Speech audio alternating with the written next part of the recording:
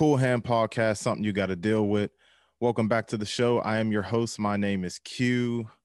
We have a special guest on the show. I've listened to this guest's album countless times, and I'm looking forward to this interview today. We got my man coming out the Midwest, I guess. Is that the Midwest? We'll find out. You can correct me later, but enough of my banter. Guest, can you please introduce yourself? What's up, everybody? My name is Manny Zumar. Manny Zumar. Let's give him a round of applause. All right. Welcome to the show. How are you doing today? I'm doing pretty good, man. A little nervous, but it's good. All good. Oh yeah, there is no need to be nervous on the Cool Hand Podcast. Okay. You're in okay company. Yeah, I see that. You're not in good company, but okay company. Now, Manny, you dropped, is this your debut album? It would, yes, technically be the first debut album ever. So yeah. And that's entitled Unwanted Nostalgia. Yes. And we're going to get into that today. Okay. But the thing is, Manny, I don't know you at all. This is our first time talking. It is. It's kind of a strange way of meeting somebody, right? You know what? Talking about their personal problems. Absolutely. You know what? But that's just what it is. I'll tell you something. I was chopping it up with one of your features one day. Okay. And I said, you know what? Texting Manny, I don't feel awkward. I don't feel awkward like, hitting you up. We got each other's numbers now and stuff. I'm like, sometimes you might hit somebody, even somebody and texting them is awkward. They might text funny, but I'm like, okay, if I'm judging by text messages, this guy, we might have a good interview. So we might vibe here. Yeah, we might have a nice vibe. And I watched some of your last interview. Now, can you shout them out? You did another podcast. Yeah, that was one of my buddies decided to create this podcast, their Fresh Squeeze podcast. So if you guys want to check out their stuff, go for it. They're on Spotify. They're in, I think, almost every streaming platform as well. So make sure to check them out. Shout out to the Fresh Squeeze. I'm digging it. I watched some of your interview, and before we really got on the air right now, I said I had to cut it off because I didn't want to be too influenced. I can feel myself like starting to be influenced by some of the questions. So, the Cool Hand Podcast has to stay authentic. Yeah. But forget about the Cool Hand Podcast. Let's talk about Manny today. First of all, before we get into the actual album, I want to get to know you a little bit, where you're from, what you do, so on and so forth. So let's start with where are you from? Okay. Yeah, I'm not sure if that's the Midwest. It might be. I was terrible in geography, so you might be right. But I'm probably wrong. I'm from Michigan, so yeah, that's pretty much all you guys need to know. It's just Central Michigan. Michigan. Now, Are you in the streets? Are you in the trenches? No, I'm actually like 30 minutes away from Detroit. 30 or so. Yeah. So I'm barely making it, barely surviving. Yeah. So you still have some way to go to get your street credibility up. Yeah. I mean, I live in the Pontiac area, so technically it's like this. I guess you could call it somewhat of the streets. Oh, you're from Yaktown. Yeah, I am from Yak. Okay. I'm familiar with the Yak. I'm familiar with the Yak. All right, so cool. And what was life like growing up in the Yak? Oh man, it's not terrible. It's not as bad as people think it is. They gave it a bad rep for sure. Yeah, I mean, it's okay. I don't mind it. You're obviously not living the rich life, but that's okay. Mm-hmm. We're out here. Yeah, you're out here for real. So, what was the culture like? What did you guys do growing up in the Yak? I don't know, man. Like, I guess I was a pretty reserved kid growing up. I didn't go out much. So, like, I honestly, my entire life has been like not being in Pontiac, kind of just like driving out to like the safer sides of of things. Yeah, but I mean, there's not much to do here in Michigan. It's usually just let's go to Target. That's it. That's that's the most you'll be doing. So, man. So what was one of your favorite pastimes just as a youngin? Yeah.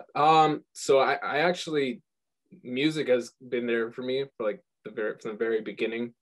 I remember like buying my first, no, well, not me. My parents bought me like this like old piano. It was like a little keyboard. So I was, I think I was probably like 10 years old or so when I first got it. And I mean, I was terrible at it. You know, everybody was pretty bad at, you know, instruments at one point. And I got into band at one point, and I kind of just started going ham with everything, you know, guitars and whatnot. And I sucked really bad. But those were my pastimes. That and art. I actually did a lot of drawing when I was smaller, so that kind of all connected with you know, a lot of my work now. You know, so that kind of led up to this point. You know, so it's pretty cool. So I can see already, we're going to talk about the album a little later, but things are already starting to click. Things are coming together from your youth. For the people who don't know or who live under a rock, this is Manny's artwork behind me. Yes, it is. As you can see. So, and you created the artwork yourself, right? Yeah. So the thing is, for that specific one, I wanted to do a heart, and like a broken heart, and I couldn't do it. It's, I don't know what it is. You'll find this with like every artist. It's so hard drawing just a heart, because it can look so awkward. Like it looks like, you know, like a butt, you know, almost. So I remember I got this one off as like stock photos or something like that, just the heart itself, and I think it was like blue or something. And then I decided to take that in because it was like a stock image, and I just kind of converted it to what it is now. So I drew everything else, all the background blur, myself, and there's, you know, just a Photoshop photo of myself. But yeah, pretty much everything else is mine. Okay, that's what's up. You know, it's still creativity. You know, I don't think the average person can possess Photoshop skills, and that's me. Like I don't know how to do that. So you had your keyboard when you was a youngin. You started getting into other things, band, art. Now you answered one of my questions. Maybe you can expound on it a little more when it came to getting into music. So keyboard, check. Getting into band, check. Now, what else influenced you to actually pursue music as, you know, a creative outlet? So let's see.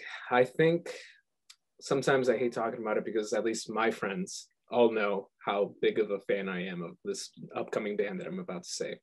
But this was one of the very first bands that I ever listened to, like fully like attentive with like everything. And I was like, this is something else. And that was the band 21 Pilots. Okay. So they came out, I want to say 2014 or so.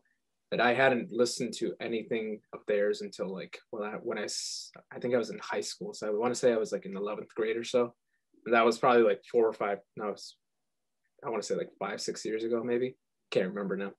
And I think that was the moment, because like I heard for the very first time ever, I heard a ukulele. I had never really like listened to much, like paid attention to like instruments and whatnot.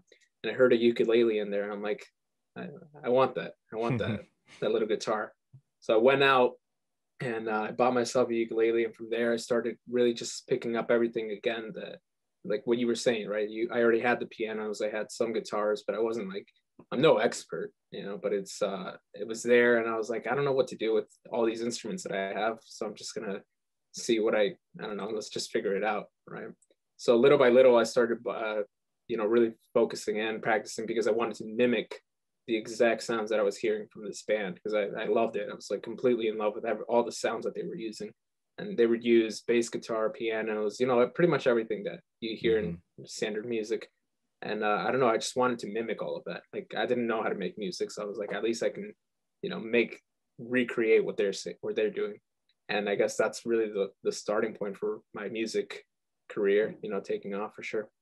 Okay. Yeah, like I can appreciate that. It's just kind of like art. When you say you don't know how to make something, you start out by like drawing an image that you see. You start out by tracing, but eventually you get into a space where you're able to create your own image out of your head on a piece of paper, a canvas, so on and so forth. So I would imagine that other artists, whether it's music or another creative outlet can relate to that.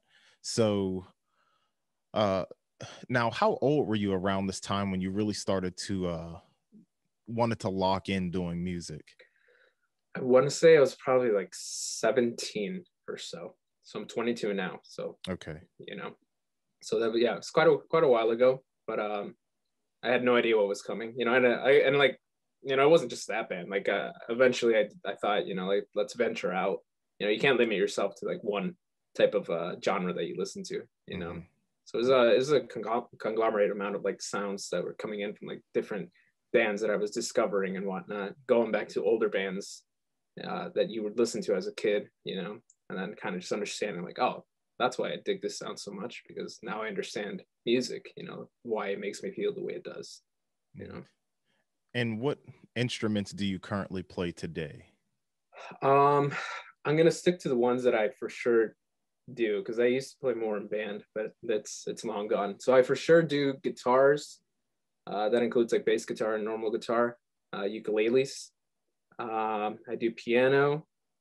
I do a little bit of harmonica. Okay. Yeah, and I think that's pretty much it. That's all I have around here. So that should be it. Kind of just, yeah. And 21 Pilots. Now, who else kind of influenced you when it came to, we can say, let me start here. Who did you just listen to just for fun? Who were you listening to growing up as a youngin? Who do you listen to now? So I was one of the kids that thought he was completely like special because he would listen to Linkin Park on his iPhone, on his iPod when it first started coming out. And I remember listening to In the End by Linkin Park. And that was the first kind of experience that I had with rock music. Okay. And that kind of, I don't know if you're familiar with them, but they also had rap going on, right? So rap music mixed with like rock music. And I thought, this is really cool. I don't understand how they're mixing this together, but I dig it. So that I grew up with a lot of rock influence, a lot of like, just like what I said, Linkin Park, 3 Days Grace. These are just like rock, normal rock bands and whatnot. And eventually I started listening to like pop music as well. And, that was a big influence. I could probably name all the pop artists, and, there's some little influence from each and every single one of them, Okay. Is Justin Bieber an influence? You know what? I'm not, he's not a big influence for my music, but I think he's definitely grown as a musician, and there's a lot of things that I appreciate from his music as well. So I mean, maybe one day, I had to ask. I was listening to his new album this morning. It's and it really was good.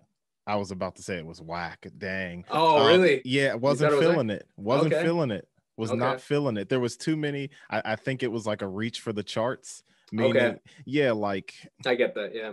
And I like Justin Bieber. I hate to say it, but I listened to, once I got to the 11th song, I'm like, I'm done with you, Biebs. Like, so I was a few songs left, but I felt like it was, I don't know, man. He had all the hot names.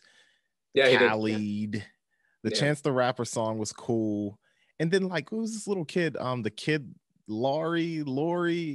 No idea. I'm not gonna lie, I listened to only like 3 or 4 songs, so maybe that's why. I mean, funny enough, like the one song that I really, really liked is on there. It's called Anyone. I'm sure you've heard it. Probably. If I heard, was that the first song? Let me see. I know. I think that's one of the last ones. He released it as a single first. And then I probably didn't hear it. Okay. He worked with an awesome artist named John Bellion. Okay. So that was it's probably one of my favorites. That's on my on repeat for sure. Oh yeah, I shut the album off before I got to that song. So yeah. Shout out to Justin Bieber though. We'll show. No, I have to. I just got to chastise him. I grew up with the young man. I saw him when he was a young boy, and up to now. But you just got to chastise your friend sometimes. So he's not my friend, but he listens to the Cool Hand podcast. But anyway, enough about him. So a lot of rock influences coming up now. A lot of dubstep. Dubstep too. Lots of dubstep. I forgot to mention that. I had a phase where that's all I was listening to. Well, I think everybody did. Okay. Yeah, so lots of I go back once in a while and I listen to it and I'm like, oh man, this is just noise. Yeah. Yeah, but a lot of it, shaped what my music is now, so we're here Gotcha. now. Yeah. Now, when it came to actually, recording and things like that, can you talk about your journey from, because I know just making music, it's a huge world, actually just recording the music, from using a software to, audio interfaces and things of that nature. Can you talk about your journey in recording, how it was, how you got started? Yeah, I know that like a lot of the songs, actually more like two or three of the songs, were kind of projects I put off for such a long time, probably like 2 years, because I got this program. I work with FL Studio, which is my DAW, and I've had it for like, I want to say like 4 or 5 years now, and I didn't really get serious up until like this year with producing. But I remember when I first bought it, I was like experimenting, making sounds and whatnot. And I recorded my very first, which is the song that's featured on the album, Imprisoned, was recorded all like, I think like on like literally just the laptop, because I didn't have any like MIDI keyboards or anything. So it was just pure click here, drag here, drag here, So you're kind of limited with that.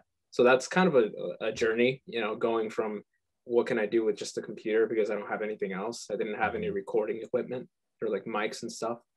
And, so that was kind of that. So I put those projects away. Eventually it came back. And now a lot of my music that I write is like, with the instruments that I have in the background, like I pick up a guitar or I get my piano and like I just sit there and it's something else, man. Like I always try to encourage people to, like, if anybody that has a desire to go into music, just go for it, man, because you're just in a completely different world when you're like you're in your own little world and you're making this song, and like nobody else has this song, nobody else can make this song because they don't have the same thoughts that you have. They haven't lived through the same stuff that you have, so nobody else will recreate that exact same song. So it's a beautiful process for sure, man. I really enjoy it. Passionate. You sound very passionate. Yeah, man. It's something else. It's helped me out a lot with life. Oh, and that's what I love to hear. I love to hear it. Oh yeah. Man, let's round of applause for that, because I just did a podcast. I was editing it this morning about a couple sisters who dropped some songs, and I wanted to talk about like just having that creative outlet, how it makes you feel better, putting your songs out there. You put your stuff out there for potential criticism because it's out in the public, right? But it makes you feel good, and that's honestly like that's what this podcast has become. A lot of people who just have these creative outlets who love what they do, and it makes them feel better. So shout out to Manny, because I felt that one that touched me in the heart there. So I'm gonna make you cry, man. I'm gonna make you cry with this album.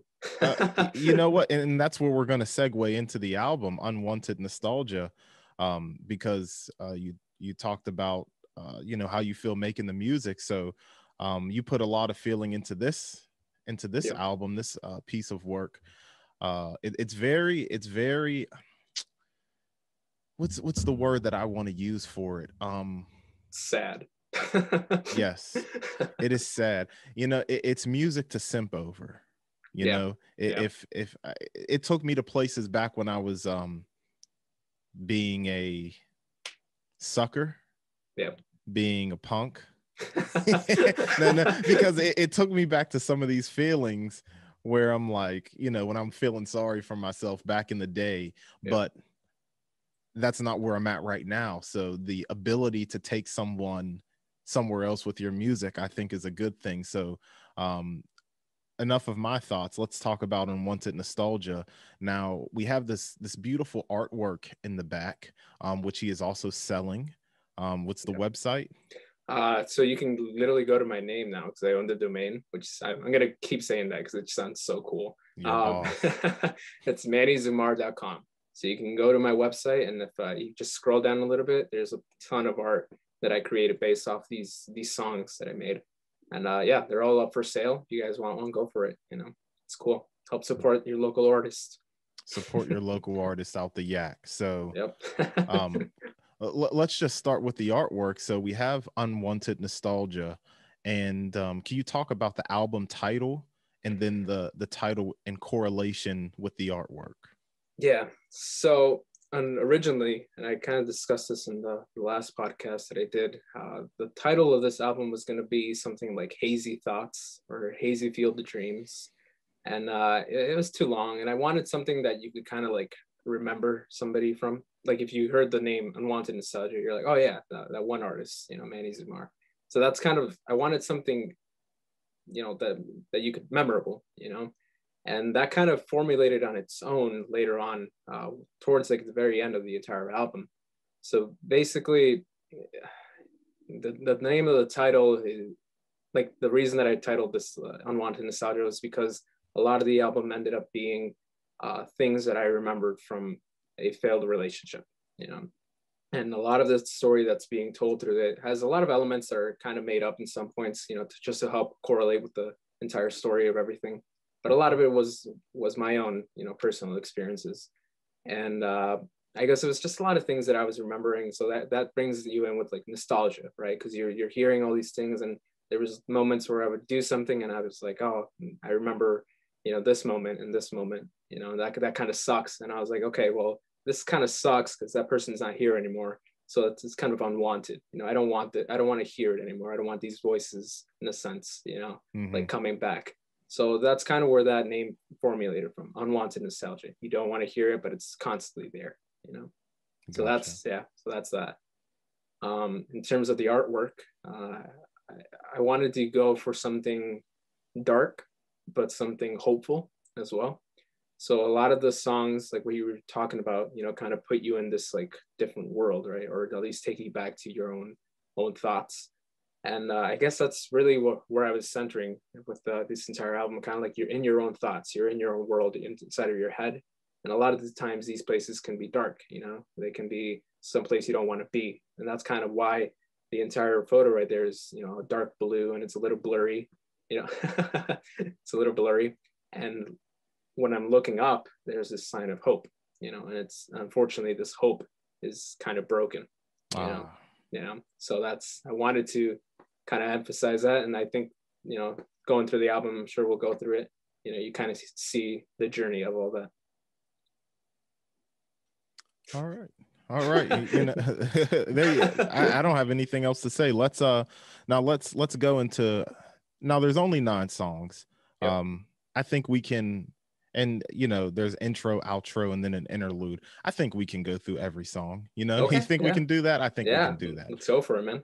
All right. So majority rules, everybody agrees that we're gonna, you know, go through each song. So let's start with the intro. What are you gonna do? Now, I listen to this. I hear this some mysterious voices.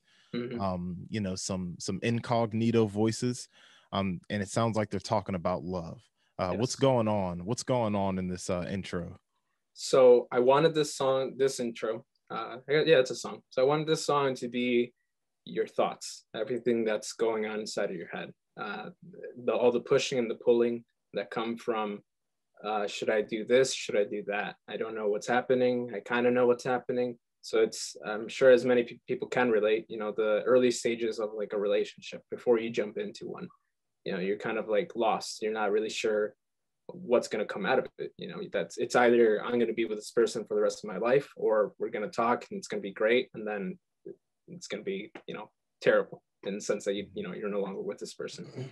So this intro was just all these ideas that are coming in, and like what I did for this song, you weren't there for the start of it, but like when I first kind of like started my Instagram, I wanted to. That's when I started formulating the entire like album. And I reached out to some of the followers and like just on a post, like as a story. I'm like, if you guys have any thoughts of just random thoughts, whatever you guys want to speak, just go for it and send it to me. And I'm going to put that audio into a song. Yeah. And the one girl that you hear throughout the entire intro sent me like her entire story of like her past relationship. and like, I didn't even know her. That's the craziest part. Like, I don't know her like in person. And she sent me this entire thing, and I was like, oh man, first of all, I'm sorry. Mhm. Like I hope you're okay. And then second of all, I'm like, you somehow perfectly captured everything that I'm kind of like putting into this album. So a lot of it shaped the storyline of everything, and then a lot of other friends kind of just send in random words and whatnot, and I kind of just cut it up and made it seem like it fit in with the rest of the thing. Yeah. So a lot of little details in there, that all puts it all together. Hey, I like that because I assumed it was just voicemails, maybe recorded calls, that they were that the people knew about. Yeah. Recorded calls or just recorded voicemails or something like that from your own personal conversation. So good stuff. Now, and that's like a suspenseful, that has a suspenseful feel to it. So it kind of prepares you for what's next to come. Yeah. Yeah. So let's go to the second song, "Scared to Fall for You." So we went from the suspense to what are we getting with "Scared to Fall for You"? Yes. So now you're kind of jumping into this relationship, right? So now you've gone through the whole stage of like, should I do it? Should I not? Let's see what's going to happen.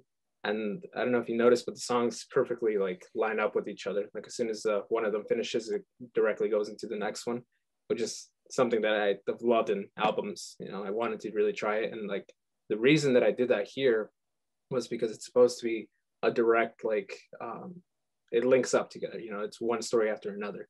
And in this song, "Scared to Fall for You," you're in the relationship, but you're still completely scared. You're afraid of what's going to happen. So it's a little more upbeat, a little more happy in the sense like, okay, so I'm in this relationship. And that's kind of what most relationships are, right? At first, you're like, okay, we're in happier times now. I still feel a little uneasy, and that's kind of what's being said through like a lot of the lyrics, but also a lot of the sounds that I'm using. There's a main synth that's being used that kind of sounds a little haunting, and that's on purpose. So it's still bringing you back. It's like, yes, it's a little happier, but keep in mind, you're still a little uneasy about all this. You don't know what's going to happen. So yeah. And now when it came down to the production of this song, you have it's a different style than the rest of the songs. I think that's the only upbeat song on this slower pace, would you call it, on a quieter album. It picks up at the end, but it's a little more quieter. So when it comes to the production, what was it like producing? It's kind of like an 80s pop sound, so what was it like producing that song?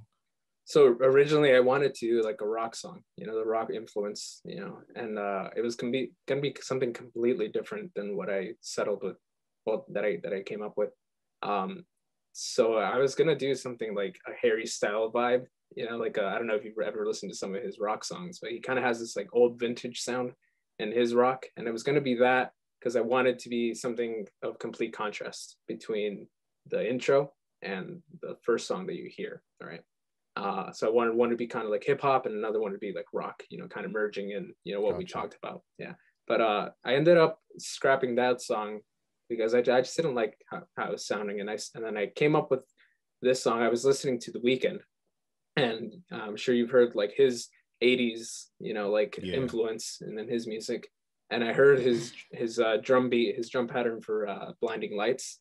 And then, it's simple kick and snare, and it's super fast, and you're like, oh yeah, this is keeping me up. Like I'm listening, I'm engaged, and I wanted to have that in my actual album as well. So that's the influence of that. So that's pretty much why it became such an upbeat song, because you're in the relationship, you have 80s beats, like 80s influence in here. So that all put together, that's what made the song like that. All right, and there you have "Scared to Fall for You." The one thing that I liked about that song I'll bring out in my review is, you have the haunting vibe, and then there's the falling feels wrong just like a sin. I love that. Yeah. I think that sums up the "scared to fall for you."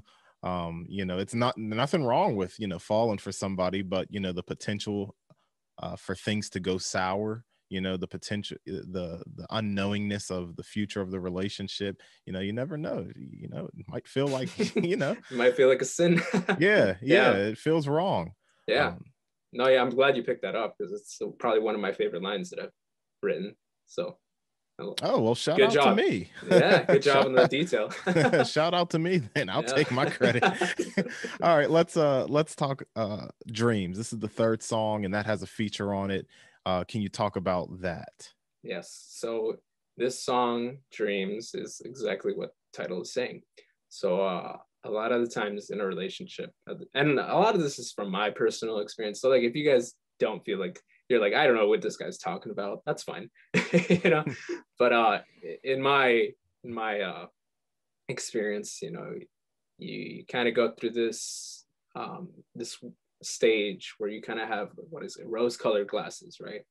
So in this stage, you can you're pretty much in a dream world, you know, so you can either see everything in, you know, in rose color, or you're probably just going with the story. You know, you're scared, you know, you don't know what's happening because you're, you know, just being indecisive, I guess. And so yeah, this song was supposed to take you into this dreamlike world, and I think the photo that you have back there is kind of like capturing that essence of that. You know, you're kind of trapped now inside of this world. You're with this girl, and you're in a dream world, and everything could either go completely right or it can go completely wrong. And a lot of the lyrics that are being said there are stuff like, I guess, more like focusing on the negative side, even if you do have positive sides to it, you know. So again, this goes back to like just like the bad side of things. You know, you're constantly thinking, well, what if this goes wrong? And that's mainly just more for like the story, not so much of what was going on with my relationship. Mm-hmm. It's more so much to follow up with the idea of being scared throughout the entire thing, you know. Gotcha. Now, how did you and Ethan, the feature Ethan Ledley, am I saying his last name right? I believe so. I don't know him in person. Well, shout out to Ethan for his contribution to this song. Yeah. Now, how did this collab come into play? So I met Ethan through one of my buddies when I was invited to this, to me, it was a completely random Twitch stream. I think it was Twitch or Discord, I can't remember. And we were listening. I had never heard of this person. And they invited me to listen to Crowded Place's new EP. I was actually wearing this. Oh, were you? I was on that Twitch stream. Okay, yeah. Oh, yeah. So I don't remember much from that night because I didn't know who anybody was. Yeah. You know? So I jumped in completely unaware of what was going on. And I knew one friend there, and he's like, hey, look, guys, this is Manny. I'm Alec, you know, blah, blah, blah. And he's introducing me to everybody. And he introduces me to this one guy named Ethan. Yeah. And Ethan's there, and he's just like completely fangirling all over Crowded Place's new music, which we can completely do, because I mean, that guy's insane. He's whack. Yeah. I'm just wondering. No. He's cool. I love. Can I just say I love this rivalry that you guys have. That's my dog. Hopefully, all that laughing didn't clip. Hopefully, that sounds good on the on the playback. Oh yeah, forgot about that. Yeah. No, it's okay. That was an authentic moment. All right. So yeah, shout out to Crowded Places. Yeah. That was the first time listening to him, and we were all listening. And then at the end, Alec was kind of introducing me briefly to everybody. He's like, oh, you know, this guy's he makes music, and at that time I only had like a single out, and they were like, oh, you guys should listen to his music and whatnot. And this Ethan goes out and like listens to my music and finds me on Instagram, and he messages me immediately. He's like, dude, this is some next level stuff, man. Like we got to work together sometime. I'm like, yeah, you know, I'll work with you. I don't know what you do, but I'll work with you. Yeah. And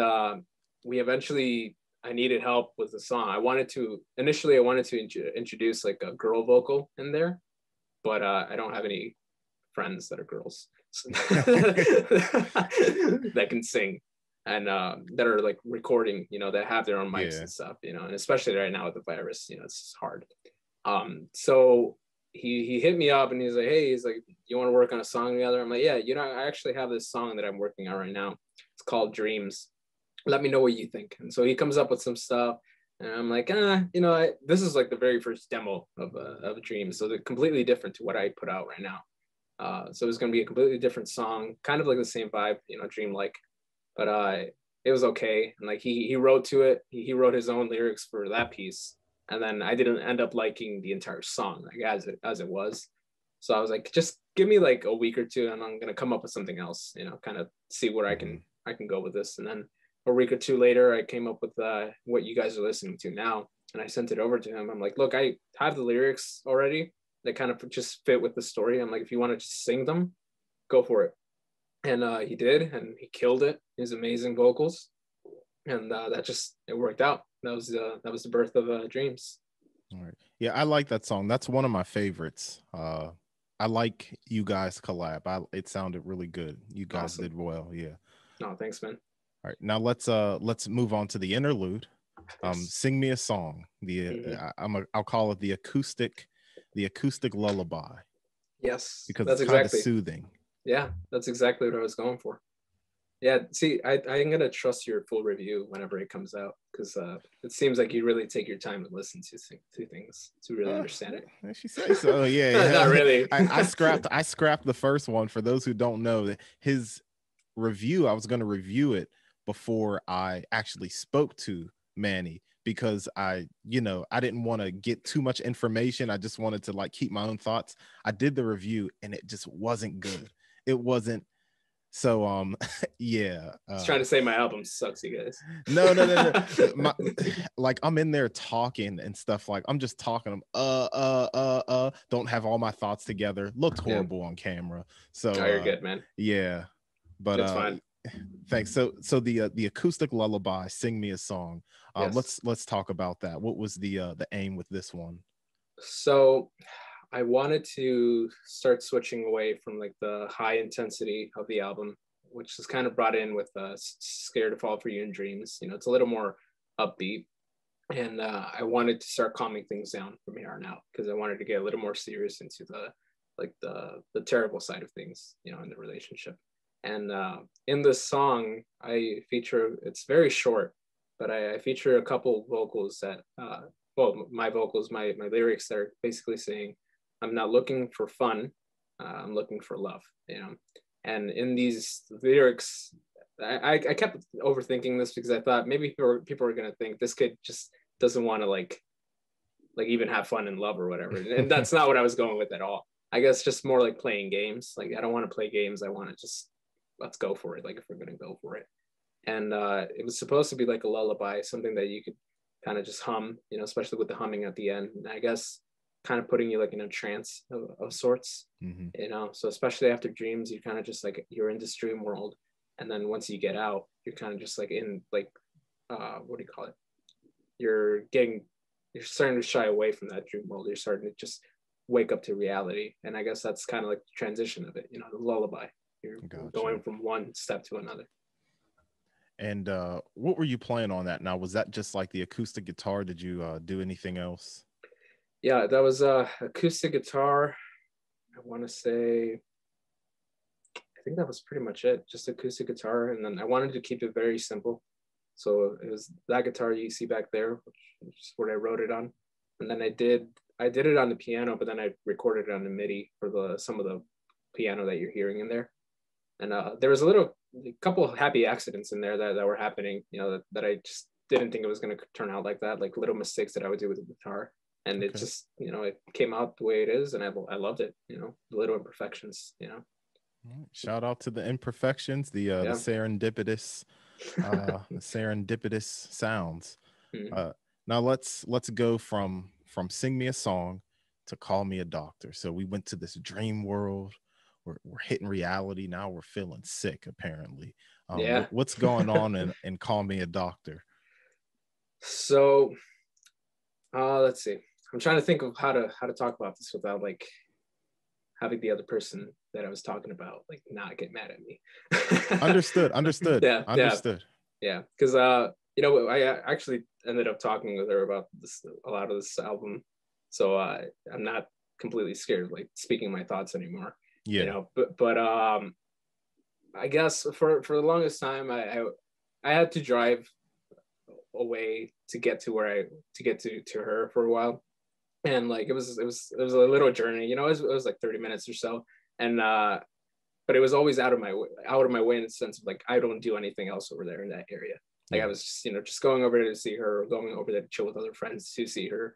And it was rare whenever I would go there if it wasn't for her. And then eventually, we stopped talking and whatnot.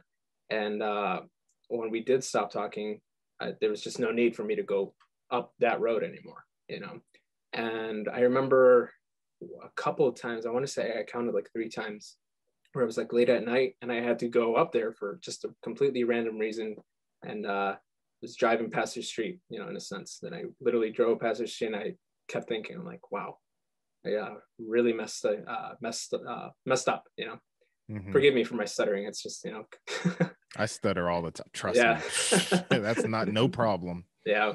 I guess because of that reason, I kept thinking, well, I'm driving past the street and I feel sick in the sense that I can't do anything about it. And a lot of that song came from that. So I think in terms of being raw, in terms of bringing in a full story, that's probably that one, and Unwanted Nostalgia is the 2 ones that I for sure wrote about her. And you kind of just say, man, this really sucks, So that's pretty much it. Call me a doctor because I'm feeling sick. You're out with this other dude, and this sucks because I messed things up. Yeah. So yeah. I think a lot of people can relate to that, and it looks like you accomplished what you wanted. You talked about closure in that song, right? I wrote this song to try and let go. I interpreted that as closure. If you happen to hear this, you should let me know. So if I said those lyrics right, I'm going off the top. Yeah, that's it. You know what? Shout out to the people who use Discord.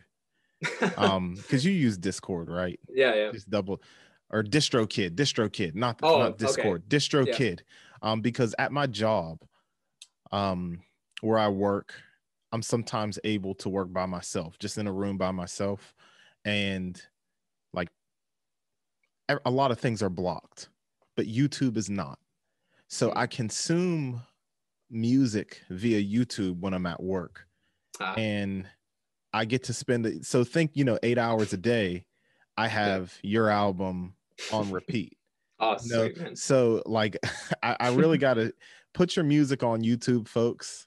I am so serious. Like, it may seem insignificant. You want to get your Spotify streams, your Apple Music streams, or iTunes, whatever. Yeah. But man, them YouTube helps me. To listen to the music, because some people at work, all they got is YouTube. Yeah. Now I know. Yeah, I had no idea. So I'm glad you brought that up. I'm glad it's up there now. Oh yeah.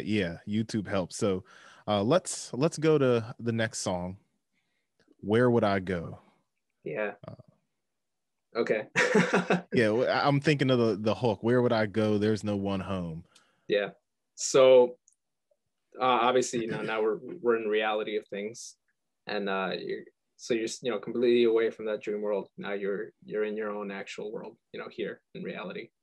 And I guess for me, trying to paint the picture of, like, say we were together at some point in the future, say we were living together, and in that future, you'd be at home, at some point, like coming home from work or whatever the reason would be, she would be there, and in this song, it's supposed to have it's very ambient, lots of I wanted to just do vocals and piano, pretty much it, and in the lyrics, when I say, where would I go if there's nobody home, it's kind of like reminding you, hey, you broke things off, or, well, things broke off. And because of that, those mistakes, those decisions, there's nobody to go home to anymore. She's not going to be there, so you're kind of like, I remember, I think one of the lyrics that I said was, give me a second, I'm going to figure it out. It was, I swear I'm okay, even when I don't show it. And then it says, but you see through my lies, I'm a fool for trying to hide it, or something like that. Yeah. So a lot of that comes from the idea that you don't want to accept reality. You're kind of like in denial of things, So this person's able to completely see through your lies, and you're just like, oh, I don't need her. But then this person's like, no, you're for sure still thinking about this person. Yeah. So that's kind of where that stems from. In denial. Yeah, in denial. Yeah. I think we've all been there. I've been in denial. I've been in denial before. I've been in denial. Yeah, I'm not gonna get in the talk about my situations.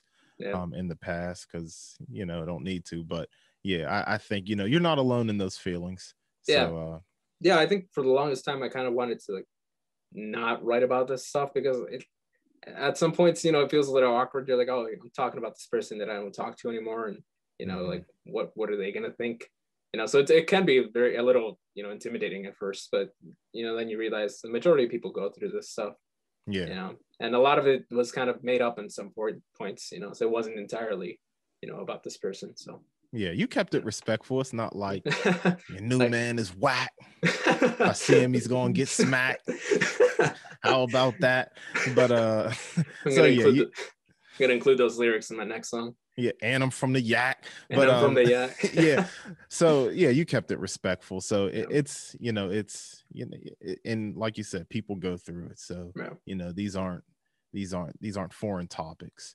Yeah. So and you were able to really use your vocals in this song, like you said. I think I peeped some, would you call it a falsetto, something like that. Excuse my singing, but that's great. I thought it was a nice display of your vocals. I thought that was a good song for that. No, thank you, man. Yeah. Sorry, go ahead. Yeah, I was just gonna elaborate a little bit more on that. Like, I know for one of the vocals, I don't want to take credit for something that's not my, like, it is my vocal, but I kind of I think I had tuned it up to make it sound a little more robotic. But I think it came across, a lot of people were telling me the same thing that you were saying. They're like, oh, I love that one note that you hit. I'm like, I mean, I hit it, but it was like in normal voice, and then I just pitched it up. So I think that's probably what you're talking about. It was like it kind of sounds like a little voice, like floating over your head or whatnot. So I think that might be, unless you're talking about the actual falsettos that I did. But, you know what? After you explained everything, I don't know what I'm talking about anymore, but I just know that I liked it. Yeah. Okay. Yeah. It was meant to enjoy it. So. Okay. So let's go to the title song. Here we are. We get to now, Call Me a Doctor. Everything after Sing Me a Song was kind of quiet, kind of calm. Now things start to pick back up when we get to the title song with Unwanted Nostalgia. Now, you talked about the title itself. So at the very beginning of this, and its correlation to the artwork and so on. So what's going on in this song, and how did this sound come about? So this song was, I want to say it was this one. That was the last song that I worked on.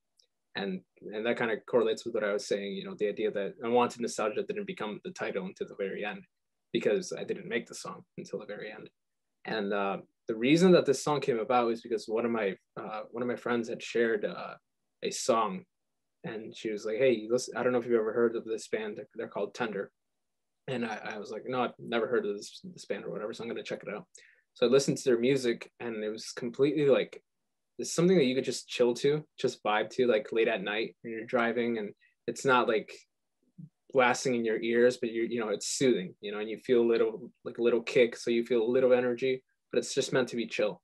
And in these recordings of their music, this guy had like stacked vocals, so a lot of his vocals were just completely stacked. And I remember having kind of like a fear of that, because I'm like, oh, what if people don't like that? What if they don't like the idea of having so many vocals being put together?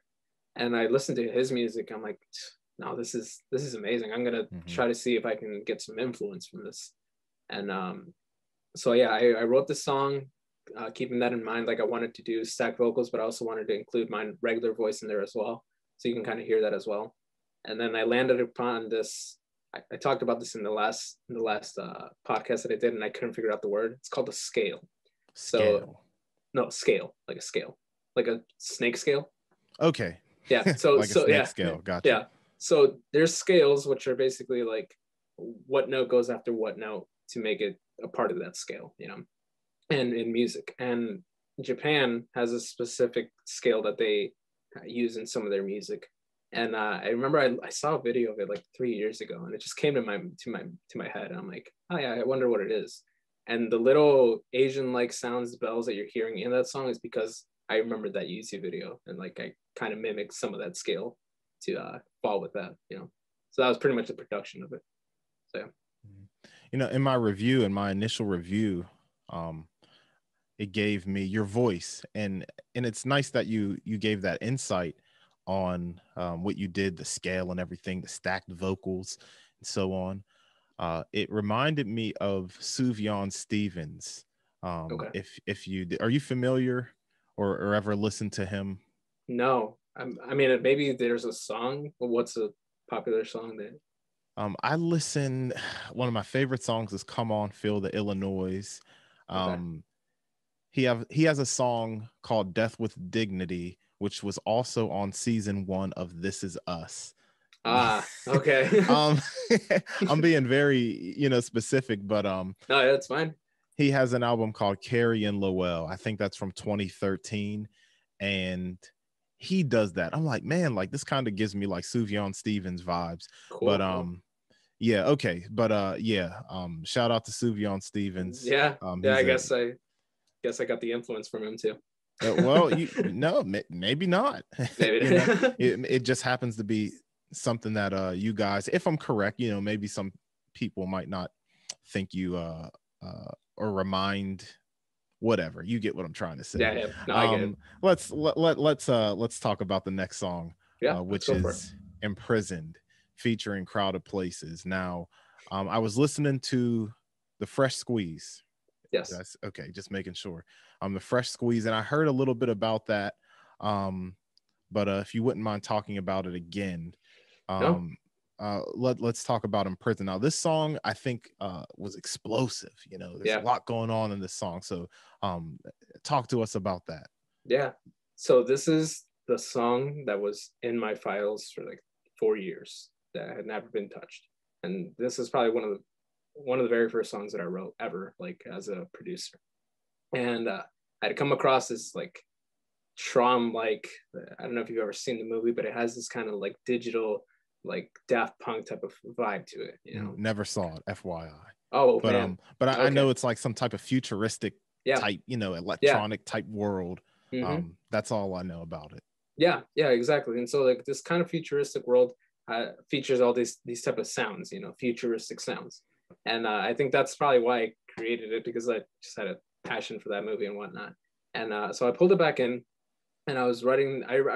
Ever since that I wrote that song, I wanted to have like rapping in it, but I'm a terrible rapper, or at least I haven't really tried it, And I just didn't know of anybody that could pull it off, And then that one night when we were on that Twitch stream, heard about Crowded Places, I listened to his music, and I was like, oh man, this dude's really good. I bet he could probably do something awesome on my track.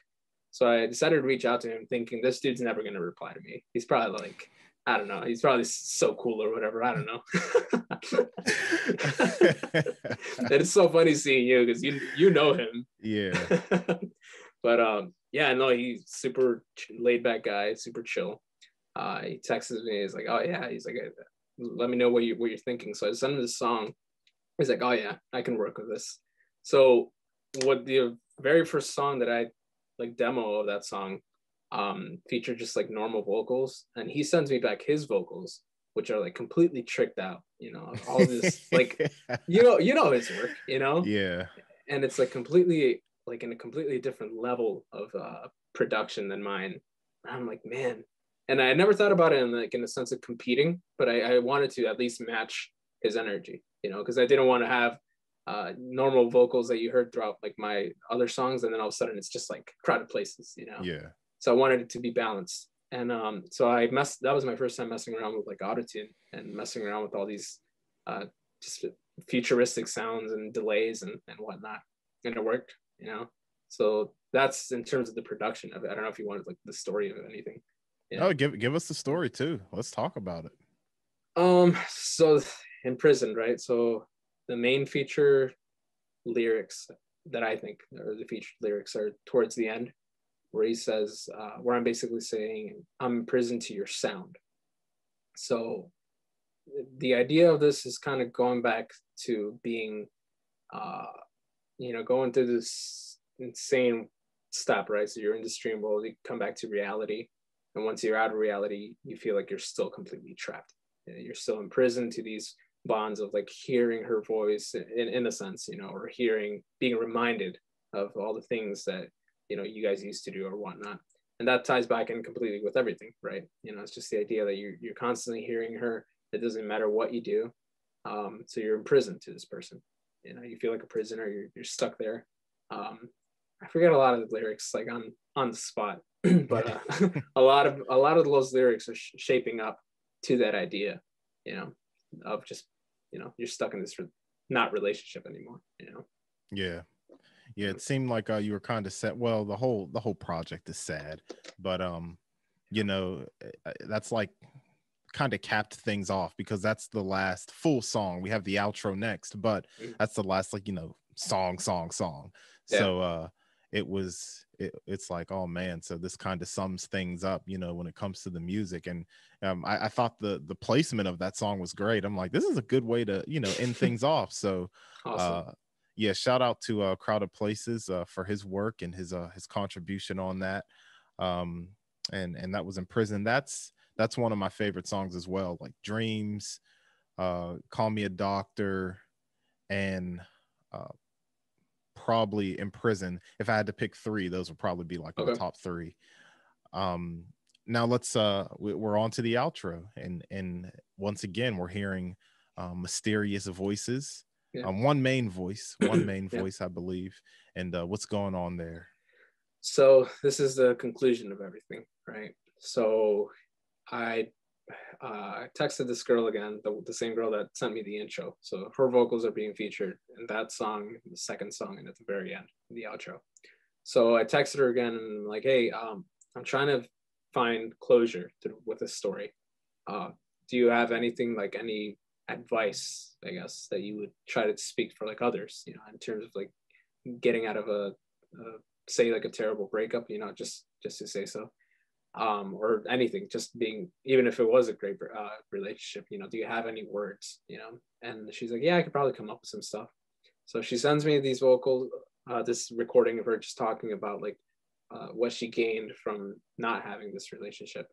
And I kind of thought about it. I'm like, okay, well, you know what? I guess that should wrap up the entire album, closure, because you don't want to leave any loose ends, And so I featured her vocals again. She's talking about just pretty much loving yourself, as cliche as that sounds, And I wanted to, I think I wrote the last couple words that she says, something about like, you just move on to like the next chapter of your life, Okay. So this whole album was kind of like a journey.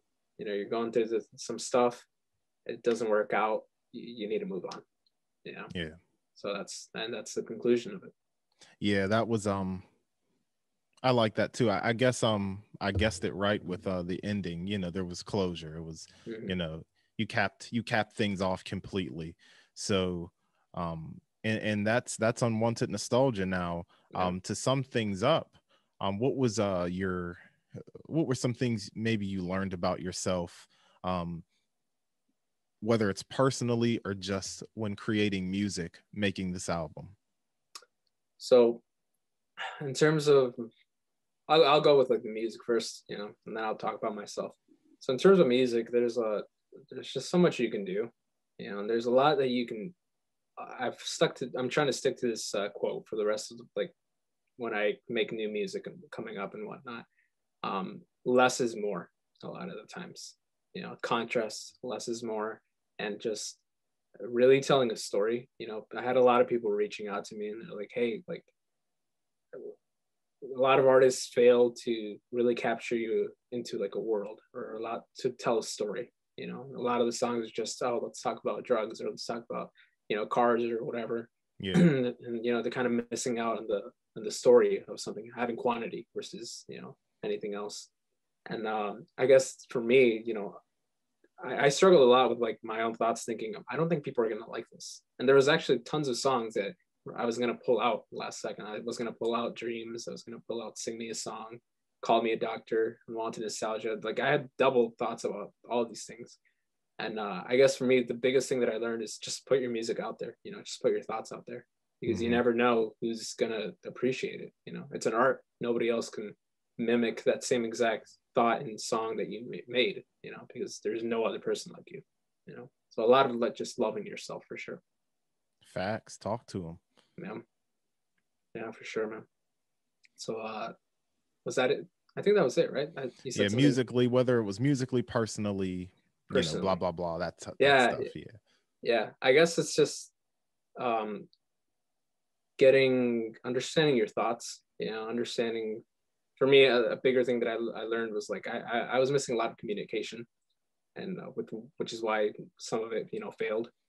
And just going through this album, I learned a lot about myself. Like, okay, well, I could have done this differently, and probably this could have been better, or I could have been better in a sense. Yeah. So it's kind of just learning from your mistakes. Keep moving forward, and that's pretty much it. All right. Now, how long did this album take to make? When you really started to work on it? We know Imprisoned was, in the stash for a grip, but just in, ballpark, how long did this take to make? I want to say it was probably like, I think it was like 5 months, like 4 or 5 months. Okay. So. Okay. Yeah. So relatively quickly for an entire album. Yeah, that's what's up. Now, let's talk about struggles. We're nearing the end of this. Don't worry. No, that's fine. You're drinking your water. You got to go to the bathroom and all that. Oh, I'm good. I'm solid. No. Let's talk about the struggles, and then also like the positives and negatives, ups and downs. Let's talk about the struggles first. What were some difficulties in making this album? Just you're working with people, working with different instruments. Let's talk about that. Yeah. Now I'm completely happy with everything, like how it turned out. But dude, when you work through like demos, there's so many moments especially when you're starting off like the raw takes of everything. There's so many moments where you're like, this is whack. Like there's no way anybody's gonna enjoy this, because you're hearing it over and over and over again, and that's just the life of a producer. I've seen people comment about this, how like some people aren't meant to be certain things with the work of music. Like some people aren't meant to be lyric writers. Some people aren't meant to be producers. Some people aren't meant to be all these different avenues of music that you can achieve. And I feel like there's some truth to that in a sense. If you want to avoid having all these thoughts, you're like, oh, I don't think people are going to like this, because you're listening to it constantly. You hear every single imperfection. So I think one of the biggest struggles for me was like having to hear my music over and over again, being reminded like, hey, you missed this and you missed that, and you're completely new compared to like other producers, and a lot of the times I was comparing my work to like fully professional mastered music that's out there already, and I'm like, it sounds nothing like this in terms of quality. I can hear the difference, and then you realize most people can't tell. Most people can't hear that difference, unless you are a music producer, or unless you are like constantly like listening for imperfections. So that was probably one of my biggest struggles. Gotcha. Now, how about the positive, the rewards? What are some of the rewards you get from not only making the album but releasing it too? Yeah, to me, it's like the support that you get from everybody. There's a lot of people that I've met through this because I started posting my work. A lot of people that like have reached out and just like talked to me about like how much they appreciate my music, which is something that I never thought would ever happen. There's so many people that resonate with the same thoughts that you're going through. And I think that's gotta be, it's such a huge reward, because, it's something that you've been working on for so long, and you're thinking, well, maybe nobody's gonna like it, maybe nobody's gonna enjoy this or whatever. And then just hearing literally from like one person, like, hey, I felt everything that you were talking about. Thank you. It's all about those moments for me. It's never about like, how much money am I gonna make, or how much popularity am I gonna get from this? To me, it's more of like, did I help anybody else out there that's going through this sort of stuff, kind of like resonate with the work, So yeah. I think that's the biggest reward for me. Yeah, I like that. It's not all about the clout. You see people out there who are doing stuff, like frankly, just to get a reaction, to get some followers, I know for myself, I'll see, I've been doing this podcast for about 2 years now.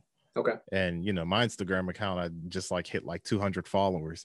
Like I followed like some 17-year-old girl who, and she followed me, I followed back.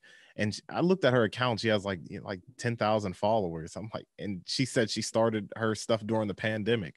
Like, I started mine a year 2 before. years ago. Yeah, what are you talking? So, but the thing is, you know, I know what I'm doing it for. Like, and it's not for, you know, popularity. You got to row yourself back in.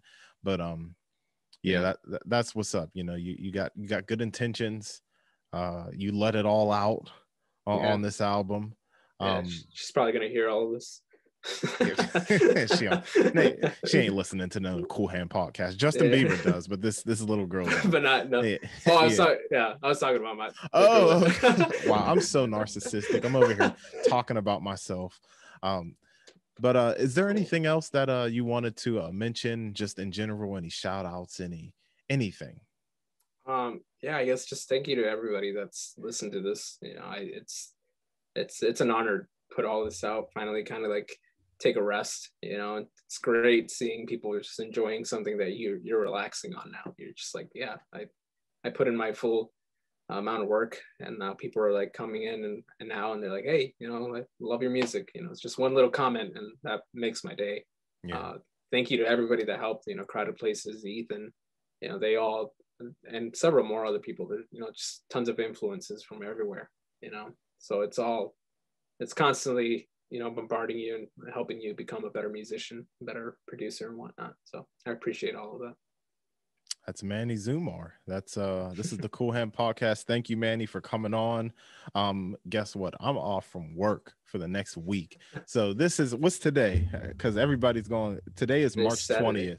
Yep. It's March 20th. This should be out Friday. I plan on next Friday, which is what? That's the 26th. I'm off all week. I'm so happy. Awesome, because them folks at work stress me out.